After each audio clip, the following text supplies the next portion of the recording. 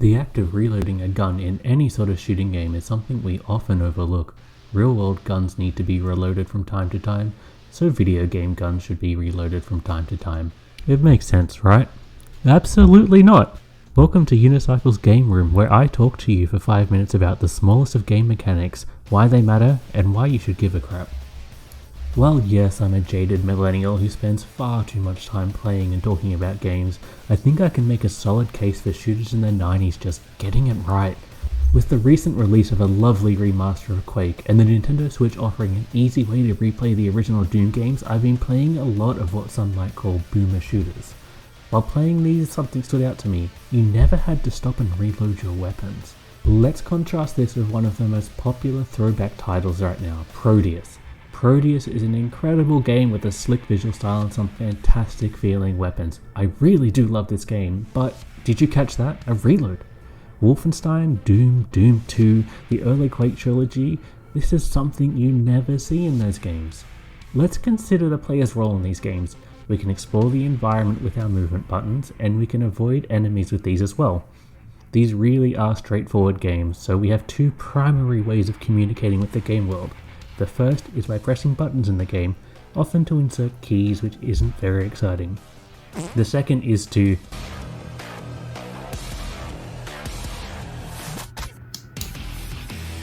click.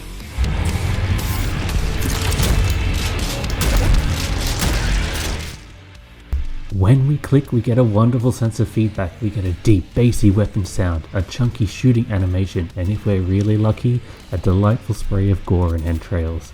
Shooting feels good, and it should, because it's our primary method of communicating with the game world. In these boomer shooters, the focus is often on swarms of enemies and shooting lots of guns.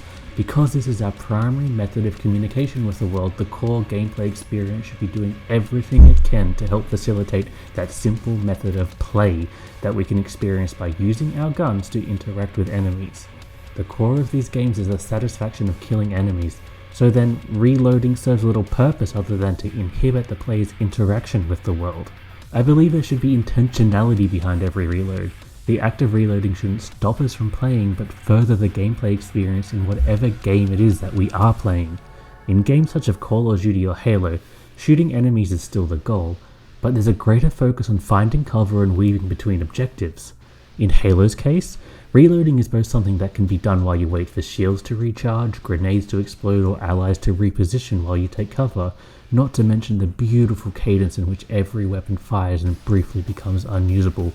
Bungie really nailed this. But with this in mind, reloading serves its purpose in staggering firefights such that sitting in cover briefly does not feel boring.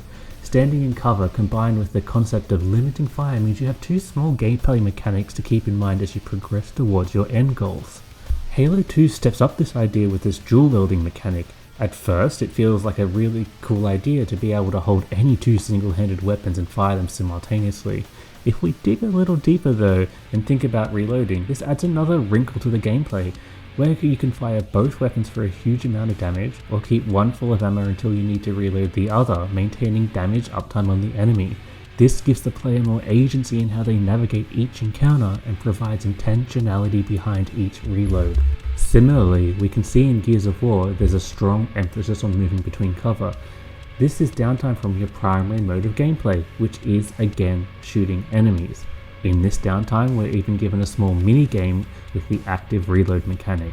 When you initiate a reload, you can quickly press the same button again within a small margin of error to win a faster reload. This rewards you with some feel-good dialogue from the main character, and it lets you get back to the fight even quicker, making the game more enjoyable to play. Conversely, this mechanic is gamified in the sense that it has a failure state whereby you can jam your weapon by trying to reload too quickly. When we go back to this early wave of shooter game design, be it through convention, limitation, or intention, there's no reloading at all, and this suits those games perfectly. These games are fast, with limited areas to take cover, and just so many enemies to gun down. Guns in the game feel varied, as do the enemies, and these games are all about shooting.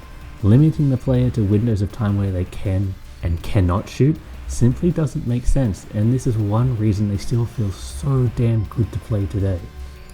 This core gameplay is seen in Prodeus. It mimics the glory days of Doom and Quake, but it doesn't quite get it right. Watch how the game is constantly staggered, slowing down my interaction with the enemies. I can't really duck or weave behind cover because areas are small and labyrinthian. The design of the world, the enemies, the guns, it doesn't lend itself to constant short stutters of reloading. There's no intentionality behind it. Prodeus even has the dual wielding of weapons seen in Halo, but watch what happens here. I have no option other than to reload both of my guns. I feel great game design is about giving the player more of what's good, to emphasize how their interacting with the world is pleasurable.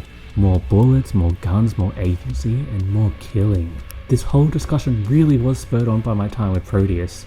Its existence is an interesting tangent to old school gaming, where Prodeus tries so hard to be old school with a modern twist, it jumbles the mixture.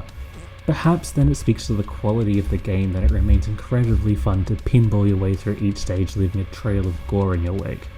I would encourage you all to, number 1, have a little bit of a think about reloading in games and where it doesn't suit it, and number 2, genuinely check out Prodeus. Until then, I'll catch you next week.